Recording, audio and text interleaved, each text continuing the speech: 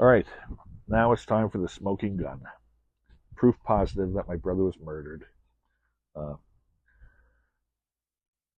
on December 17th, no, let me back up. On December 28th, when Andrea and I went to my brother's apartment and saw that he had been decaying through the mattress, when I called home to get some guidance on that, my mom suggested I call my brother's probation officer. As you recall, my brother had been on probation for throwing a chair off the third floor balcony of his apartment, and it missed somebody down in the parking lot by 6 feet or something. And the state does not laugh at that. That constituted attempted murder, I think. So this became a serious issue and a serious court case. So in March of 2021, my brother was assigned a probation officer named John. I can't remember his last name. Anyway, my mom suggested we call him. And so I did.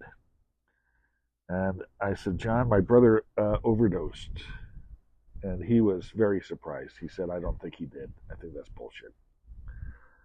And we talked for a few more minutes. And he said, call me when you have more definitive information with regards to what he died from. We hung up the phone. Life went on. And I called him back, let's say 3 weeks later, when I knew for sure from the medical examiner what drugs had been found in my brother's body. I called him back and said, John, my brother had 41 times the amount of meth necessary to kill somebody and 4 times the amount of fentanyl necessary to kill somebody. And the guy almost came through the phone screaming, bullshit. Your brother didn't do any of those drugs.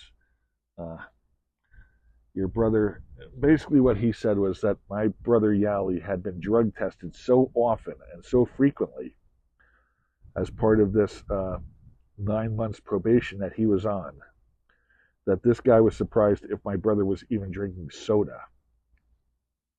He said my brother was very serious about getting through the program and getting the hell out of the state and going back to North Carolina and living with my parents.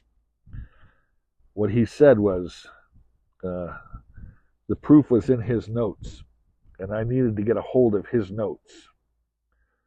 And so that was Friday. We hung up. He said, call me Monday. We'll talk about me getting a copy of the notes. We hung up the phone. I called Monday, and his office phone number went straight to the receptionist. And when I said, yeah, I'm trying to get a hold of John, whatever his name is, they said, hang on. Directed me to the supervisor, and the supervisor said he is no longer with the department.